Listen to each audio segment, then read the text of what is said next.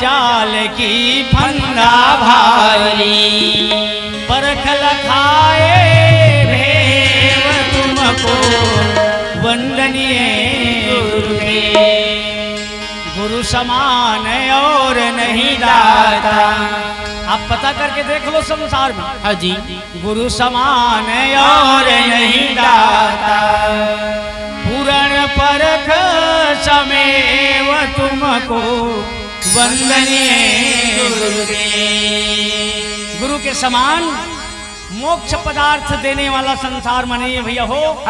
रुपया पैसा बंगला गाड़ी संगी संगवारी ये देने वाला तो संसार में बहुत मिली। हाँ जी। लेकिन मुक्ति देने वाला संसार में केवल सदगुरु ही है सार, और बाकी सब चलत धंधा और व्यापार।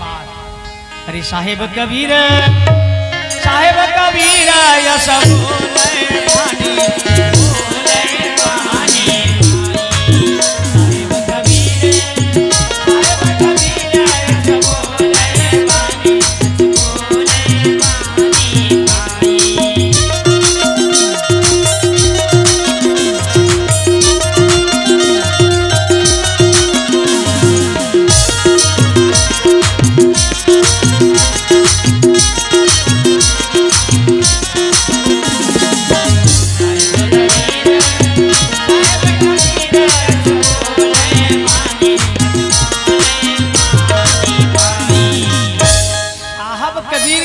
एकदम सटीक। हाँ जी।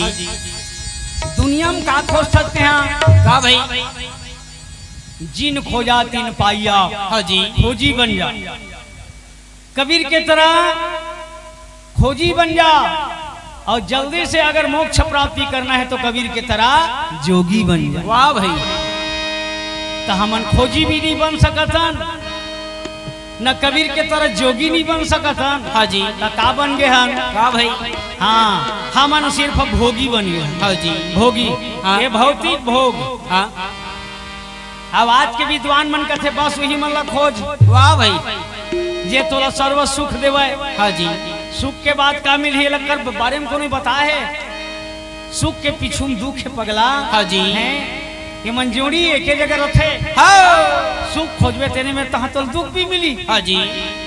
ते कल सुख दुख से परे। हाँ। संत कबीर साहब के शब्द ला खोज ले।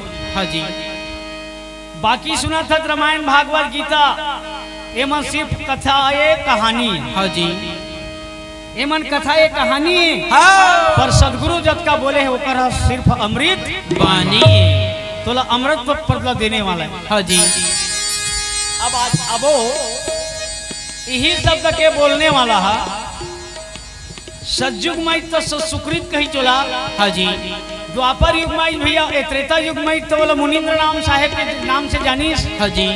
वही साहेब है जब द्वापर में आईस ना। हाँ। तो बोला करुणामय नाम से जानीस होला। वाह भाई। जिला इंद्रमती है तो पर राजभवन में लेकर के परमात्मा के स्वरूप में पूजा करीस। हाँ जी। अब इंद्रमती ला लेके तहाँ शरीर शुद्धा वाला लोग भी घुमारी सब लोग दिखाए। वाह भाई। वही साहेब है ना। ये देख कलयुग घलो मागाया रहावे भाई।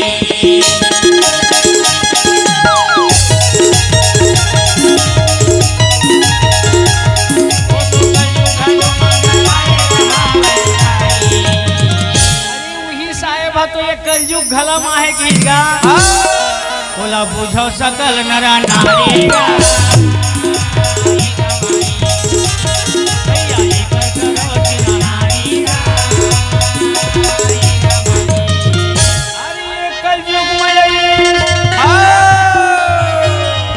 कबीर नाम से जानेगी भैया। बोला कबीर नाम से जानीगा। कहारी सोहा कहारी से कहाँ भाई? तो बताते लहर तारा तालाब में कमल फूल में प्रकट हुई। हाँ जी। बोला नीरू नीमा मन पहली दर्शन करके बोला घर में ले आनी। हाँ। ये जंगल भीतर के तरिया में नीरू नीमा मन काबर गेरी से। काबर भाई? अब एक पीछे गलत दो तीन था कारण है। हाँ जी। नीरू नीमा मन ना जात के जुल्ही जुल्हा। हाँ जी। जुल्ही जुल्हा का अर्थ होती भैया हो? सबसे बराबर मिलना जुलना, सबसे बराबर प्रेम करना। हाँ जी। ककरो से बैर भाव ईर्ष्या द्वेष छल कपट त्याग करके आपसी व्यवहार में बनाए रखने हिल कहते मेल जोल जुलही जुलाहा। हाँ हमन उसने आज मेल जोल बना रखा था, नहीं रख सकत दादा। हाँ हम अलग भरमा दे, हम क्या हैं तो हम कहा क्या हैं, कहते तो हमन के तो नाम हिंदू हैं। वाह भाई। एक जन कहा था हम मुसलमान हैं। हाँ जी। हिंदू मुसलमान के बने बने पूजा पाठ के बेरा बना थे नहीं बने भाई। जब भी हिंदू जाही तो मस्जिद जाही। हाँ जी। और जब भी पूजा पाठ करे बर जाही तो मुसलमान जाही तो मस्जिद जाही। हाँ जी। इबादत करे बर। हाँ हम हिंदू जाही तो कहाँ जाही, सिर्फ मंदिर जाही। हाँ जी। हिंदू जब कभी भी पूजा पाठ के निमित्त बैठी तो पूरब दिशा डहर मुँह करके। हाँ जी। हम मुसलमान जब भी इबादत करी तो मूर्ति डहर मुँह करके। हाँ भाई। 36 के आंकड़ा है देखो। हाँ जी। अच्छा ढंग के मेल जोल बना थे नहीं बने भाई। हाँ तो तोला हमला साहेब के दर्शन होना असंभव है। हाँ जी। एक जन नहीं जाते, एक जन मंदिर नहीं जाए तो पूजा पाठ करे बर। हाँ देख लो तो ये मंदिर वाला मन भला इबादत करे बर कभू नहीं जाए ओकर मजार में। पर कबीर साहब निकल के देखी दुनिया ना, एक जन नहीं जाओ दादा मंदिर, एक जन नहीं जाओ मजार में, लेकिन मैं कैसे बैठता हूँ संग्रह दोनों जन एक ठन बाजार में। ये बाजार में तुम्हार सुनता हमार जथे, अब पूजा पाठ के बेरा तुम्हार लड़ाई झगड़ा है बाहर जथे। एक जन कहा थे हम मंदिर को हटाएंगे। हाँ जी। खुदा के लिए हम मस्जिद बनाएंगे। वाह भाई। अब बोला दुनिया में कोनो मेरे जगह नहीं मिली मस्जिद बनाए बर। हाँ जी। वो जब तोड़ के बनी मंदिर ला तब मस्जिद बनी। हाँ एक जमाना के बाद। हाँ जी। अरे भाई खुदा कौन मेरे नहीं, खुद में पहली वाला जानना समझना। हाँ जी। जर्रे जर्रे पे खुदा बसता है तो ते कैसे मान ले कि एक मंदिर ला हटाबो तो वही में मस्जिद ला बनाबो। हाँ जी। चला भाई वो मंदिर ला तोड़ के मस्जिद बना दी। वाह भाई। तो हम राम के मानने वाला मन का करत हन, का भाई। हमू मन मंदिर बनाबो। हाँ जी। हमू मन मंदिर बनाबो। लेकिन मस्जिद ला हटाक बनाबो कहा। वाह भाई।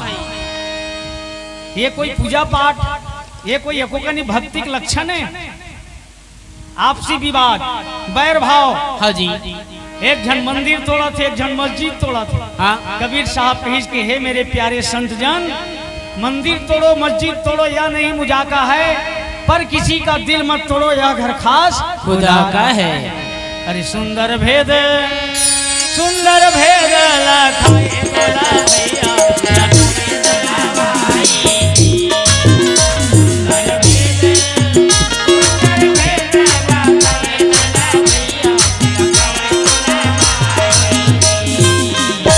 ऐसे मोर ज्ञानी संत कबीर सुंदर भेद बताए के प्रयास करी। बहुत झल्ला समझ आ गए, लेकिन बहुत झल्ला आज तक ले समझ परबे नहीं करी। इमर रात दिन यही बात विवाद दंगा फसाद तोड़ना और फोड़ना, लेकिन नीरू नीमा मन के जीवन में रिसे न तोड़ना है न फोड़ना है, बल्कि सतलोक जाके कनेक्शन टूट गए तेल बराबर जोड़ना है।